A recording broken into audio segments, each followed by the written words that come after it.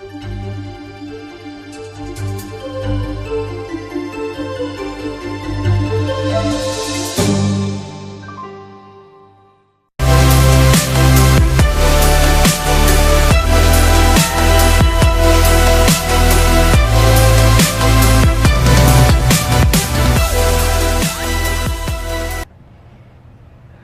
here at Sun and Fun, and we have to look at this new aircraft. I say new because this is the first one of these in the United States.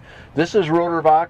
I'm Dan Johnson. Beside me here is Corvus Berger, who is the man for this airplane, this aircraft, in the United States. Is that correct, Corvus? That is correct, Dan. All right, so tell me, give me sort of the general overview of Rotor. We've seen a lot of interest in the gyroplane market, not gyrocopter, but gyroplane market, and there's a variety of interesting looking machines. I want you to kind of work toward placing this in the overall market and tell me a little bit about how this one's different than all the other gyroplanes that people might have seen. Okay, thank you, Dan. The Rotor C2A, the aircraft we are sitting in, is considered a luxury gyroplane. We call it the business class gyroplane. Business class gyroplane. Yes. I like that. It is manufactured by Rotor in Germany. Rotor is owned by the same holdings company that owns Flight Design, so we're actually affiliated with them. Okay. Tom Pagini. The Rotor is a fully composite carbon fiber aircraft. Okay, yeah, I'm not seeing any welded structure anywhere. Oh, maybe some wheels or whatnot, but the basic structure is all composite. That is correct. Carbon fiber. Basic structure is all composite carbon fiber. It is a crash protected cell for the occupants. Okay. Up to Formula One racing standards. The structure will protect the occupants in the event of a hard landing or a rollover. Ah, okay. The canopy we see here actually does not have any load bearing function. The canopy is also carbon fiber body shell. It offers great visibility along with the little foot windows down there, and it has vents built in on the sides and the top, along with the ones by your feet. Oh yeah, I see some up there as well then. Yep. So they'd be right down, we'll see, they'll be right here then somewhere, huh? Yes, sir. And then the beams running down the length of the canopy are little holes in the side that allows for defogging of the canopy in cold weather. Yeah, I don't know if the camera can even see that, but there are regularly spaced holes in the one I see there. And you're saying up on here as well? Yes, sir. And so air gets in there. Oh, I see the inlet for the air up front. So it gets in there and it kind of spreads it out on the screen, so you would keep that demisted then. Exactly. There's an electric blower fan in the front there, which will force the air through. Okay. The controls are down here on the center console. I see. It has a heater for cold weather. Recently, I was flying with Renee, the engineer in Woodstock, Connecticut area. Okay. And it was extremely cold outside. This is when all those storms came through. Yeah, you've had a lot of weather up there. We were so warm and comfy inside. We were flying in short sleeves and pants. Is that right? Wow. That is correct. Wow, beautiful. Well, let's lower this down here briefly, just so we can see it. Certainly. You're going to do it all there. Okay. All right, so yeah, that is that's a wide open view, and it's a long view too, and I don't feel compressed in here at all, and I have got leg room like no tomorrow. I mean, I can't even stretch my legs out any further, and there's still lots of room in front of me. So there is a lot of space in here. Kind of like business class on the airliner, all right, in that I can stretch out, which I can't do on most airliners. Exactly. So.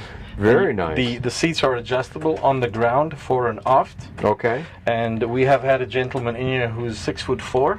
Oh, I believe it. And he was lots of. I've got a full 6 or 8 inches above the top of my head here. Yep. Now I'm only average height, but even a big, tall guy, you're taller than me, and you're still well shy of the. Yep. Of the lot top. of space. Let's look at instrument panel. I'm looking at the instrument panel right now. It's beautiful, and it doesn't get in the way of my visibility. However, with shoulder belts on, I'd have a little trouble reaching that. Or you've got some changes coming about that? That is correct. A lot of attention was paid to the ergonomics of the design.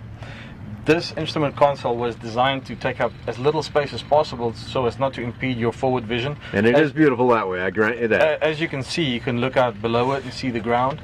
Yeah, the camera will have to catch some shots of that here, but there are windows right down there I can see. I mean, I can see the ground coming up. I can't quite see the nose wheel, but it's close. Yes. So the nose wheel is essentially between our feet down there. Sure. So this has what we refer to as the old steam gauges, the round gauges. Right. This is one of the first models that was built. The first couple of kits will be the same, but in due course we are going to move to Dynon glass panels, and then this console will be moved closer to the pilot, probably about in this space where my mount is here. So it'd be right here, and you could then, because now we're all touch screens, so you got to be able to touch it. Exactly. It comes with a transponder down here, and a radio with a standby listen function, so you can listen to 2 frequencies at once. Down here is the heater control. With 2-speed fan. And your fan control for pushing the air out up there. Exactly. Start button down here. We have the trim. And a key switch. Key switch. Okay. A little space for your cell phone or other goodies. Another feature that's unique is the electric parking brake. It won't work now because the aircraft's not on, but you depress this button, pull this lever, and it'll click into position. Okay. All right. And then when you do your run up, there's actually a second click. You pull it further. Really? Okay, because you're going to really get some push on it. Exactly. Then, so, okay. It's also trim select, left side or right side. Between us is the fuel coke. Okay. Up here is the rotor brake. Okay, let's come back to the rotor brake in a minute, but up here above my head, I doubt the camera can see that very well, a series of switches, including all your light switches, your circuit breakers, and some controls for the mags and for the because this is a turbo in it. Yes. We're going to get outside and look at the engine, but this has the 914 turbo. That is correct. So you've got a couple controls up there, place for your hang your headsets and like that. Right. What storage area do you offer in the aircraft, Marcus? Dan, there's actually quite a lot of space. Below your seat is a space to put maybe a logbook or a cell phone, wallet, etc. We have pockets on both sides. Okay, right down here there's a pocket. And the inside. Okay, and here as well, you see? We have a little saddlebag, which is not installed right now, but you can put it in front of the console. Okay, so you have another bag concept that can use some of that. Small. There's a lot of area up there. Yep, where you can maybe put some jackets, etc. Okay. We are planning... Something fairly light, obviously. It's that far forward. Because it has a long arm for the CG. Sure. We are planning in the future a camper version. You can actually lie down and sleep in this aircraft. Yeah, well, I did see on some of your literature that with some changes, of course, you could make an air ambulance out of this. Now, not in the U.S., at least yet, maybe in the future, but or public use could today, but you could almost use this as an air ambulance then. You could. So that's a pretty interesting thing. Well, you've got one more storage area, I understand, back here. But you know what? Let's get out of the airplane so we can see what that looks like. Certainly. And I'll just relate what you're doing. Okay, so there's a string between the seats there. And he pulls that up, and the seat then moves forward. Looks like about 4 or 5 inches of range, something like that. All right, let's look into that storage, though. I'm going to take the microphone away from Corbus here again. So there's some little bags up here right behind your head. But here's the cool part. They come right out, and you can carry them with you. Yep. It's quite big. So it's quite a large area there. It's shaped specifically to fit the pointed toward the camera there, so they can see inside it, and that fits in this cavity right back here very neatly. So custom luggage comes with the airplane. And I want to, while the camera can see here, I mean, look how far out this is. This is, I don't know, a couple of feet out from just the edge, but from the center line, this is a very wide stance. It provides for a lot of stability on the ground, and you can also stand on these stub wings. Two things. First of all, Rotex 914 turbocharged, 115 horsepower on initial takeoff and 100 horsepower up to high altitudes if you wanted. But there's a mechanism up here, hydraulic pump system, and there's a mechanism up there. Tell me why that's different than what I've seen on some other products. There are various ways to start your pre-rotation of your rotor. Some are mechanical. There are also an electrical system. We chose a hydraulic system. This system provides for no maintenance. It is also relatively quiet, and it's powerful. We have the hydraulic system. You can see the hoses coming out the top. There's no teeth to strip on that, like some mechanical designs. And down here, you see the little hydraulic reservoir on top of the engine here. We also have a special valve that was designed by the company to allow the system to function. Anyway, a very impressive product. There's not too many of them flying now, but this has gone through. It's got a German set of approvals on it, I presume. It has, yes. You normally have to in that country. And in this country, it'll still have to be a kit. We're kind of hoping that might change in the not too distant future, but today it's a kit. Yes, sir. So if somebody says, wow, I am so impressed, I got to have this thing, what would you tell them about the length of time to get one, and then the effort to have it be a flying aircraft, and how they would go about that, Corbus? Certainly. The lead time for orders right now is about 3 months. We hope to get that down to below 2 months relatively soon. That's okay, all pretty fast then. Yes, the build time for the first kit, which will arrive in a couple of months, we estimate to be around 3 weeks. Again, that'll be our first kit build. And sure. With the experience we'll gain on that, we hope to get the build time down to below 2 weeks. And where and how would they do that? You've got some plans about that too, I understand. Yes, because Rotorvox and Fly Design are owned by the same holdings company, we are partnering on a number of things. One of which is that our first Builder's Assistance facility will be with Tom Pagini at Fly Design in Woodstock, Connecticut. Ah, okay.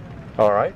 So Connecticut on the East Coast, yes. And then you're located somewhere else, and this aircraft is going somewhere else yes. at the end of this show, right? That is correct. I'm located in Denver, Colorado. Denver, okay. KBJC, Rocky Mountain Metro Airport.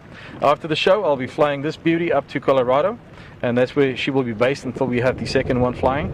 And in due course, I hope to set up a second Builder's Assistance facility up in Denver. One thing we didn't do, because it wasn't in some earlier reporting on my website and perhaps elsewhere, is the empty weight of the aircraft.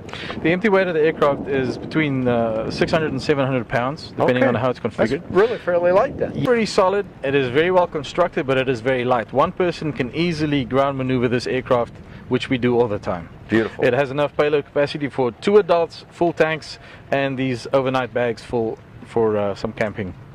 All right, sounds great. Corbus, have you got a website that we can send people to where they can contact you and find out more information? Yes, Dan. We have a Facebook page, Rotorvox Aero. Okay. At Facebook, and then the manufacturer's website is rotorvox.com. Okay, so Rotorvox is the company in Germany, and rotorvox.com. Yes, sir. Your company is Rotorvox Aero. Correct. And that's the sort of the U.S. name for the company. Yes, I am the distributor for Rotorvox in the Americas. Okay, very good. I've had some reporting on this. I look forward to more and a flight in this beauty someday. You can find that and lots of affordable aviation on BuyDanJohnson.com. Thanks for joining Corbus Berger and myself here at Sun 'n Fun.